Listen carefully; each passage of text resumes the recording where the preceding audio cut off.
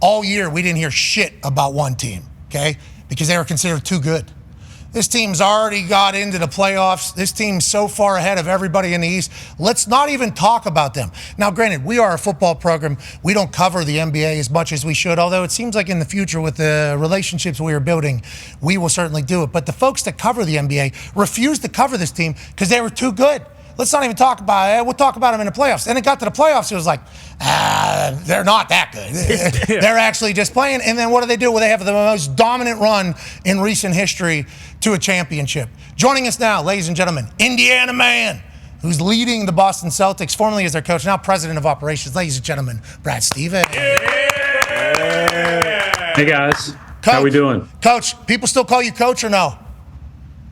They do, and then they usually say afterwards, I don't know why I still call you coach. Well, that's because once a coach, always a coach, yep. And I think that's right. I think that's a compliment more so than anything. And we saw, Zionsville High School photo of you the other day on the internet. You've always had so much swagger that the world could not handle it. Let's talk about your life right now. You obviously go from coach to front office. And that's been something I assume you've had to talk about at length or ad nauseum. For me, as a guy that was in Indiana whenever you were in your run at Butler, and how much all these people love you in Indiana and how much respect everybody has for your basketball brain, watching you leave the sidelines to go up to the front office, I didn't fully understand it. Now, obviously, it's like the greatest decision any person's made in sports at this point. But when you make the transition from coach to executive, was there nerves? Were you ready for it? I think there's been numerous people that have said like you were ready for it, but did you know that all this was coming? And that's like such a crazy question, but was there nerves? Did you expect this? And how has it gone since the transition has taken place versus what you thought it was going to be? No, I mean, yeah, there were nerves because it's totally different, right? You spend 21 years coaching, and that's kind of what you build up, your knowledge base in, and that's the old rule of 10,000 hours. Coaches get to that pretty quick with how many hours you put in. But I really love to build team. I really like to fit pieces together. We had an amazing staff in the front office that I knew could help me get better at understanding the intricacies and the nuances of, the cap and the CBA and understanding all the different decisions that you have to make along the way. But I felt like I had a good base of knowledge about our basketball team and specifically our best players and what would complement them. And hopefully we could put the right pieces around and just continue to be sustainably good. I don't think you ever, you always want to win championships. You always want to be in the mix for that. And that's what we've tried to do. And we also recognize how much good fortune you have to actually do it. Right. And so it's been fun. Plus my calendar's a little bit more open up, Pat, during the year. Like I didn't miss very many of my son's high school games. My golf game's gotten better.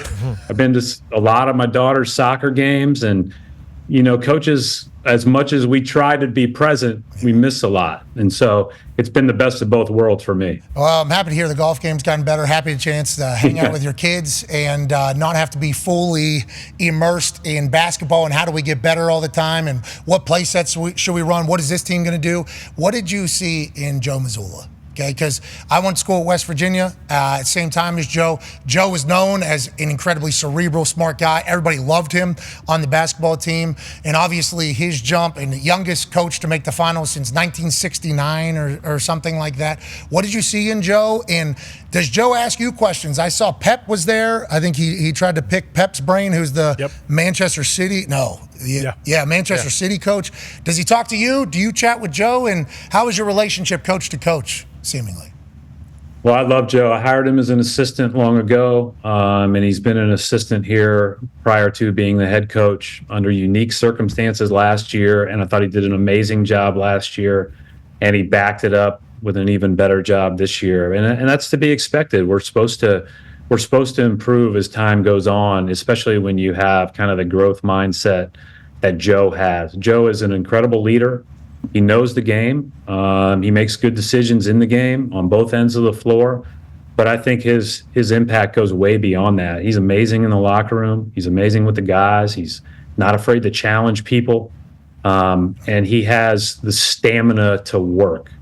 And, that coaching thing, when you're talking about 200 some odd days or 250 some odd days in a season, we started September 28th. The coaching brain never kicks off, right? And so to end in June 17th, and to be on that whole time and to have that kind of stamina and that kind of work ethic is real. And he's got it. His motor is always going. He's done a great job of creating a network of people like Pep in sports that he likes outside of basketball, that I think he really, really tries to learn from. You never worry 1 minute about Joe Mazzulla feeling like he's got it all figured out. He's always trying to learn, grow, get better, and he brings a great energy to the building, and we're lucky he's here. Yeah, there was a story that came out about him winning Coach of the Month or whatever, and nobody cares. And they just kept walking by. It's like like that. Yeah, that like humility is something that all coaches have to have. And you talk about 200 some odd days. That's not just like at work. That's like on road. Oh yeah, travel. That's like Go ahead. Yeah, and always thinking about it. Like, it never leaves your mind, right? Like, even when you're trying to disassociate and get, hang out and go to dinner or whatever the case may be with your family, or be at a kid's game, you're always thinking about the team, because you're just trying to figure out how to get the pieces all to work together as well as humanly possible. It's a big difference between my job now and his job is you don't get into the weeds of the everyday in this job like you do as a coach. You're more of the 10,000-foot view and how it's all going to fit together and thinking about what's next. But I just got a great respect for his motor. He brings it every day. Yeah, set it and forget it, and not forget it as in like don't think about it for you, but it is like rotisserie chicken. Let's just put that thing in there. Yep. And then Mazzulla's the one. Yep. He's the one that's spinning the chicken. You guys are a great tag team. It's been fun to watch. So incredibly dominant. Go ahead, AJ. Coach, why do you think in professional sports it's so tough to have sustained success? Pat and I talk about it all the time, like what the Patriots did, what it seems like the Chiefs are in the middle of right now in the NFL, what you guys are hopefully going on. Like, what's the plan, and how do you continue to kind of like push the envelope and continue to get better? Well, I've been really fortunate. Studied a lot of football, AJ, and my time at Butler when I was in Indianapolis, the sustained success of the Colts. Hell yeah. Through the Peyton Manning years, and then in transitioning to Andrew and all the great players on offense and defense that you and played with. Special teams, Brad, and special teams. Yeah. I counted you as defense for some of those tackles. Oh, okay. Okay, I actually wore. I actually wore defensive jersey at practice. So hey, Brad, this guy did study. This guy knows ball. Yeah, sorry about that. That's all my bad. And then I move out here, and you're right in the middle of the Patriots dynasty, and real one. The quarterback room when I went and sat down with those guys were, it's Brady and Garoppolo and Brissett and Josh, and you have all these future head coaches walking all over that building, and Bill is obviously the most amazing resource you could ever have here, and so you learn a lot from those people. And I think what we've been fortunate with in our long run of playoffs is that we had a chance to be good, and at the same time had a couple of other picks that we were able to, that we knew were there, right? And Danny just had to get them right, and boy did he ever. And so when you get in back-to-back years, Jalen and Jason, then you have a head start on being sustainably good. And then it's about, we've had different iterations of our team as they were growing and going from 19-year-olds and 20-year-olds with a little bit less responsibility to kind of carrying the torch for us. But it's about finding the people that fit best around them, how we can accentuate them. I think of like how, the receivers that the Colts could put out there for Peyton, or the receivers or the running backs that the Pats could put out there for Brady. Like, that's what you're just trying to do. That's the way you're thinking about it. Let's talk about Tatum and Brown. Obviously, it was a big piece of conversation in the sports media world. Is Tatum doing enough, or is this Brown's team? I'll tell you what, if I'm Brown, I'm thinking to myself, why is Tatum still on the marquee with me? Like, there is a lot of that from the outside, right? That was, they didn't talk about your team. I don't know how much you paid attention. You can't pay attention. You got to do your thing. Nobody really talked about your team. Now, granted, Connor was screaming for a long time. Trying to. Anytime we brought up basketball, because he is obviously a massive fan of yours. He was an absolute asshole walking in here the other day after you guys won. So thank you for creating another championship for this guy to celebrate. But they've been trying to drive a wedge between those two, seemingly, since you guys became uber successful. Why do you think those two get along so well? Why do you think those two are going to continue to be pillars for you? And how do you maintain this? Like, I don't want to say, oh, something just happened. Yeah, that was neat. Yeah, it was sweet. Something just happened right behind you. It was pretty cool. But why do you think they are that way? And is this possible forever, I guess, with the way these two operate? We're so far into the tax, we're saving money on my lights in my office. You got to pay one of those guys. Yeah, you got to pay one of those guys. Yep. If I don't move for 5 minutes, the lights automatically go out. You know what? Saving the world. This all starts, Pat, with the character of the two people.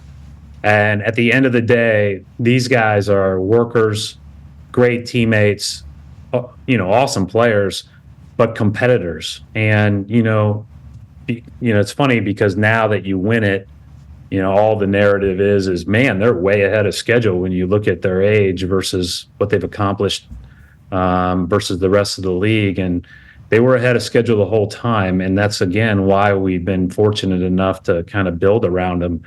They're the kind of teammates you want to have on your team. They're the kind of teammates you want to build around. And we ask them to do a lot. They're not, when you think about it, a lot of times scoring and the ability to put the ball in the basket gets all the attention. And, Jaylen Brown is picking up Luka full court. Jason Tatum in our last 3 series guards the center so we can switch all the center pick and rolls on Luka and Kyrie. And he's got the size, strength, and ability to communicate and direct the defense from behind to do it. And those are the types of things that winners do. And so we don't have time for all of the talk about, breaking apart. We're too busy trying to work together to win. And those two guys have to lead the way in that. They'll continue to lead the way in that. And that's just who they are. Their families are amazing. They're amazing. And we're lucky they're Celtics. Yeah, hell yeah. I loved your answer. That's the way winners operate. A lot of losers saying a lot of things, it seems like. Winners are operating in this particular fashion. I think everybody in Boston loves the way you and your team operate as a whole. Speaking of masshole, Connor has a question for you, Brad. Yeah, Mr. President, I just want to say thank you for everything you've done for Boston, of course, as both a coach and now, the president of basketball operations. But, going forward here, one's nice. I'm gonna hold on to this one for a while, but like Joe said, there's room up in these rafters. There's room on this desk for a couple more, maybe 3 or 4. So something to think about. But as you do kind of prepare and transition into the next season, and I think you said the night of the championship, like, hey, we got draft workouts tomorrow. So I'm pretty jacked up about that. But how often during the season and obviously now are you trying to kind of pick and place other guys in spots that we may need? And are you worried about the potential that when you start calling teams, they're going to pick up and say, go to hell and hang up because they know if they trade with you that the Celtics are going to continue to dominate? Oh, you're talking about Drew Holiday. Yeah, Drew Holiday. I mean, you could argue Derek White, Kristaps Porzingis. It kind of happened to Danny Ainge, actually, right before you took over, where people were like, hey, if Danny Ainge calls, you tell that son of a bitch to go to hell because he's making a bad deal for you. Are you worried about that, Mr. President? I'm not, because every trade we've done, I think, has been good for the other team. They were all in different ages and phases and trying to maximize assets and those type of things. And so, listen, we haven't had a first round pick yet in the 3 years I've been here. Tomorrow we have number 30 for now. And so, we'll see what happens. But I think at the end of the day, there's a lot of smart people around the league, and there's a lot of teams that are looking at whatever window they're in with regard to building or trying to maximize it right now. And we certainly, again, when we got Jason and Jaylen, we've got to find the right people to build around them. And so from my standpoint, our job, and I think I don't have all the expertise that a lot of these front office people do around the league or even in our building. My only background is in coaching and how teams function together. So we try to make it as easy for a team to complement one another bring out the best in one another, and for the coaches to have a group that you can easily create roles and role definition around. And I think that's kind of what we try to do. And yes, you're always thinking about it. And tomorrow, whoever we draft, wherever we draft, in the next couple of days, I think that we're just going to try to keep adding people that are really good people, that are interested in competing, and that are ready for the responsibility of wearing this uniform, which is not normal. It's just it is a real responsibility when you play for the Boston Celtics, and it hits you pretty quick. Most championships in the history of the NBA that happened this year: 18, passing the Lakers. 17, congratulations. When you talk about the pressure of being a Celtic, and you said you got 30 for now, and then you said wherever we pick tomorrow or the next couple of days, and with all the money, you got a lot of money out there. More money on the way, from what I've been told. Yeah, that's right. You got a lot of money, and I don't know how your NBA salary cap works. Feels like you guys just pay fucking everybody. Yeah, I don't know how it works. It feels like, we'll just pay luxury tax, whatever we need, we can do it. And you guys, obviously, you're in a standpoint where you got incredible players. But I would assume being able to draft somebody who's potentially young and cheap would be great addition to a team that has a lot of money. Is that how you're viewing it? And whenever I should know this, I should have done more research before this conversation. You're trying to move up in the draft from 30. I don't want to give away your entire leverage, but you're obviously trying to move. Is that a known I would say there are certain scenarios where maybe we look at moving up, and there are certain scenarios where maybe we look at moving back. Nice. The way that the draft works in basketball is all of the salaries are slotted in the first round. So it's slotted 1 through 30, exactly what those, contracts will look like really over the course of 4 years. And then in the second round, you can be a little bit more creative with contracts. But, and even to the point where, later in the second round, there's a lot of people that will be drafted that in the past will either continue to play overseas for a while or, will be on two-way contracts in the G League. So there's all kinds of things that we could do on draft night, but if the right person's there and we feel like they'll come in and help, and it's somebody we can invest in, then we're looking forward to making that pick. And if not, then we'll think and obviously talk to everybody in the league about moving around. That it's going to be it's fun. I mean, if we get everybody back, and we hope that we look pretty similar to last year, barring any health issues, then it's going to be hard for whoever we draft to crack the rotation. But we've got to start. We've got to continue to build and grow some of these young guys, so that when we do have to transition, we can do so while again trying to be sustainable. I didn't even know there was more than 30 guys getting drafted, right? And it's that one French guy? Yeah, Sarr. Sarr. And then there's another Bronny. French guy. And Bronny. Bronny. They're the only two eligible guys. Yeah, I thought that was literally the only two, Brad. So congrats on one of them. I guess. Congrats. Holy shit. Yeah. One of those guys going to the Celtics. He's going to do it. He's drafting somebody. I didn't know there was anybody else to get drafted. Somebody from Purdue, perhaps. Oh, big tall guy. Yeah, big son, big. Whoa. Look out. Indiana. Hey, he can move too. You saw him. He got in great shape for his last year here. He's moving around. He's got good moxie too. Did you jump on the Purdue bandwagon when they went to the final this year? Yeah, that was sweet, huh? Yeah, I mean, Coach, I will hop on a bandwagon if we're gonna have a good time. I'm here for it. We can boil her up if we have to. And Butler, let's go Bulldogs whenever you guys. Good. Need to get over there to some games. No, it was so much fun to see Paint and that Purdue team go to the final. They ran into a juggernaut, but damn right. I was really happy for Coach Painter. He's one of the best. Okay, Coach Painter, obviously awesome guy, and there was a lot of doubts about the Purdue team ever getting over the hump. So them making it to the finals is obviously a huge convo. Taking on Dan Hurley in the Huskies. Okay, do you pay attention to all the shit that's happening around the NBA? I guess you would have to in President of Basketball Ops. Dan Hurley, right in your backyard, seemingly there at UConn in the area. Is there a thought of like these, because Joe Mazzulla, young, he coached in college, I think, and then he's assistant with you guys, and then bang, he becomes head coach. Dan Hurley was potentially going to be the coach of the Lakers. JJ Redick, now the coach of the Lakers. Like, whenever you have Joe Mazzulla, is there like certain traits you're looking for in these young guys? And are you scouting all of these people that are potentially coaches or players because you never know what's going to happen in the future while it's taking place? Yeah, I don't think that I actually go into gyms thinking about it in terms of scouting. But I leave practices, incredibly impressed a lot. And one of the things I really enjoy about my new job is going to college practices and watching different people work. And that could be the head coaches, the assistant coaches running the offense or defense, whatever the case may be. With Joe in particular, we had Joe in Maine on our G League staff in I believe 2014 or 2015. But after he left, I used to do a round table where we'd bring in coaches from across the country in the summer so I could learn. It was pretty selfish, right? I wanted to bring people in to talk and learn, and I would steal things or plays or defensive drills or whatever the case may be.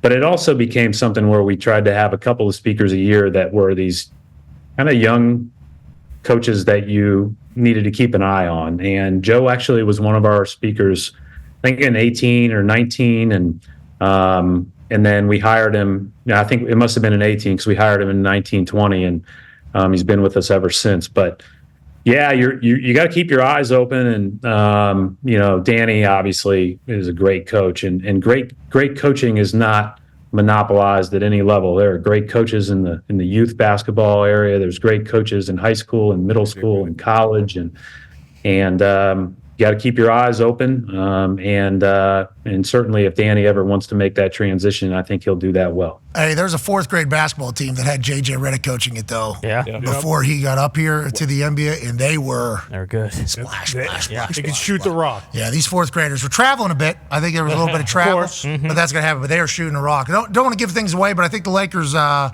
going to be running like that fourth grade team. Yeah. You talk about the Celtics and obviously the weight of the logo being on your jersey. It also happens, I assume, to everybody. Go ahead, Ty. Yeah, Coach, how jarring was that when you first leave Butler and you go from just being like the lovable Cinderella, and obviously everyone knows fans in Indiana are basketball crazed, but kind of just affable people in general, and everyone wanted to see you guys win, and then you go to the Celtics where, let's just say, people on the East Coast maybe have a little bit more hard edge, and like the expectation is, hey, you're going to win. You're coaching now for not just one of the most historic teams in the NBA, but in all of sports. How jarring was that jump from just like, hey, we're just kind of happy to be here in the Final Four to like, okay, that's great, Coach. Like, go win a title now. And how long did it kind of take for you to kind of get used to that and just like that entire culture change of going from Butler to the Celtics? Well, one of the things that really drew me to the Celtics was that Danny and the ownership group had always really stuck by coaches, and really like they were patient with the process and they understood that they weren't going to ride the roller coaster of an 82 games, even in this market where, obviously people always will have an opinion and, are enormous fans. But I think that one of the things that, and I've said this before, I don't know why this is the case. And maybe it was because when I was coaching at Butler, I was, between 30 and 36. And maybe it was just my age, but coaching in your hometown where you went to high school, basically where you went to college and then where you've worked your whole professional life, that's a pressure too. And in moving out here, the responsibility of putting on the Celtics jersey and having was an intriguing part of doing it. And at the same time, I think that the pressure of coaching in your hometown really prepared me well. There have been so many, pinch yourself moments as a member of the Celtics organization. In 2013, when I became the head coach, we had just traded Pearson Garnett. We weren't expected to be very good, at least in that first year, and we got better soon thereafter. But that first year was tough. But you knew the weight of the jersey when Tommy Heinsohn would stop by practice, when Satch Sanders would come by, John Havlicek, would come off the Cape before he headed down to Florida and would swing by. And, Bill Russell's at the first game I coached. These are like as a kid from Indiana who grew up only about basketball, those are like incredible moments. But also you talk about imposter syndrome. You're like, man, I really don't belong here. I didn't think I was good enough to be the coach at Butler. There's no way in hell I'm good enough to be the coach here. But those are moments that I'll never forget. And I think our guys embrace that. Like Tatum knows that, and Brown they know the responsibility that they have in being the Celtics that everybody looks towards. And I think they've always done a great job with that. How old? You were 37? I think I was 36 when I moved here. But it was hard to leave there, man. It was hard to leave. No, there. but I'm saying you looking in the it's mirror best. as a 36-year-old. You got Bill Russell. You look up in there, 17 banners. Apple check. Okay, so this is my team, and we're getting rid of. And all of our players are gone. Yeah, see, they're going to be out. One thing I will tell you very certainly, I have never once thought or said, "This is my team." As Connor knows, this is Boston's team. Hell yeah! It'll be great long. It was great before we got here. It'll be great long after we're here. But man, it's pretty cool to be a part of. You're a holder of a seat. I appreciate the fact that you acknowledge that, especially with where you guys are now, because the past is littered with Hall of Famers. Go ahead, D-Butt. Absolutely, and it pains me to say this as a Heat fan, but congratulations on Hey, congratulations. 18. Congratulations on 18. And a lot of things that come with greatness. Obviously, as a Heat fan, I'm going to look for some potential problems down the road. Possibly, you've been a former coach, former player. You know how important jersey numbers are. With you guys having so many damn jersey numbers retired and chipped, Brown and Tatum may be the next two. Has those conversations ever come up in free agents or trade talks with players, like wanting a certain number, because you know how important those are to players? I mean, it's hilarious when we get guys sign a minimum contract or get traded here in the middle of the season. It's like, hey, you got like 6 numbers to choose from, and none of them are traditional numbers, and it's, we're gonna, my goal, Barry, is let's be good enough for long enough that we don't have enough left. Let's just get them all up there and make it all so special. But I see the Florida Panthers jersey. Hell yeah. Congratulations to you. That was a night, huh? Hell yeah. Great night. There you go. First one. 17 more. Tatum and Kachuk, Chaminade High School in St. Louis. Hell yeah. Pretty good class a few years ago. How'd you feel about the boys heading down to Miami immediately after winning? Flight is at noon to Miami. How'd you feel about that? I got the old, hey, you want to go? I said, nope, I'm good. Pat, I am an Indiana guy that has grown to love the Northeast. I'm good. Hey, our type of Caucasian skin burns quick down there in Miami. Yeah. Smart decision. Because you had that parade right around. Hey, man, that parade was epic. I assume you guys knew that while you were in the middle of it. You were looking around going, holy shit, this has got to be one of the greatest parades of all time. It was awesome. Man, I'll tell you, we turned the corner onto Causeway Street. We were underneath the Garden, and we come up the ramp and turn the corner onto Causeway Street. And to see the mass of people, to see people, every walk of life, every age, all wearing Celtics gear, all smiling, all happy, all together, and think about all the world's been through in the last 5 years. Just to see that was super special. To see them all wearing Celtics gear and celebrating this team. That of all the things, I think winning it had, you move on to the next day, you try to get better, you try to do it again, whatever. But man, that parade will be maybe the most memorable part of the experience for me. It was unbelievable. Sports are amazing. There's nothing else on earth except for, I guess, Taylor Swift. If Taylor Swift comes to town, you could have one of these moments where my daughter would agree with that. Yeah. My wife. I mean, literally everybody that we know. But whenever those parades happen, it is like a celebration of a city. Like, look what we did. It's a beautiful thing. Can't wait to see how South Florida does. Sunday. Florida Panthers. You got to follow Boston. Okay. Yeah, good luck. A1A. We'll have the beach in the background. Oh, A1A. smart. It'll be beautiful. Yeah, of course. Have you found the ring though? Has Jaylen Brown found his pinky ring or? Yeah, Coach, how we figuring Yeah, it out? I can't keep track of everything. AJ's got the last question for you here, Brad. Coach, when you look at your roster, you guys have a great mix, I think. Obviously, some vets giving you huge minutes and huge plays for you, Horford and Holiday and everyone else. Like, when you're putting a roster together, how important is it to have not only vets that are playing, but also some vets, that maybe don't get as much time, just to kind of help the young guys along and kind of teach people what it means to be a pro? Yeah, I think the right vets, AJ, are really important. And I think, I'm 47 now, so the older we get, the more self-awareness we gain.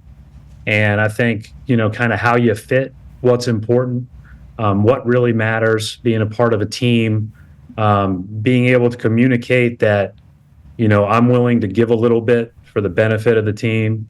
I think if you look at 30-plus-year-olds in the league, you'd be hard-pressed to find any people better to lead a group than Al Horford and Drew Holiday. Incredible players, but just totally selfless, willing to do whatever it takes, play both ends of the floor, and I think are great role models for not only our players, but our G League affiliates and really every other kid that wants to aspire to be a part of a team and be part of something bigger than themselves. And so, that to me is what a vet can bring to the table. It's not always easy as people transition to later on in their career to not have the same individual responsibility that they once had.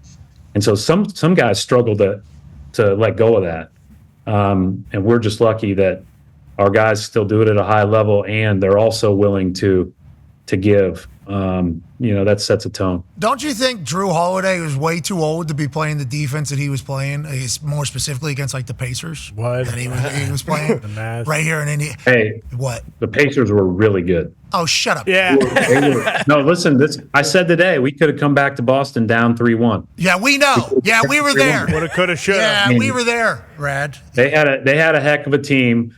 I thought Drew was unbelievable the whole playoffs, but that game 3 where he had the and one on Siakam and then took the ball in transition, I think it was from Nembhard at the end. Yep. Happy you have a great memory, dude. All right, happy you have that's really good news. That should serve you well. Hey, I was a kid. It was nothing. I was the most excited person on our whole travel party that we were going to play Saturday night race weekend and then play game 4 Monday. That was when I was a kid. It was Pacers, Knicks, race weekend, Eastern Conference Finals, and those were like the best weekends of ever. So it was cool to be on the other side and ruin it. Yeah, ruin it. Yeah, trying to ruin it.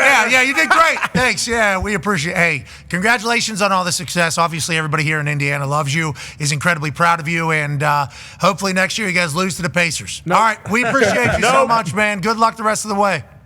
All right, guys, be well. Thanks. And also, thank you for the heads up that the draft is tomorrow. Yeah, huge. Tomorrow. We knew that. We knew that. We knew that. We're a sports show. We knew that. Ladies and gentlemen, President of Basketball Ops, Brad Stevens. Huge.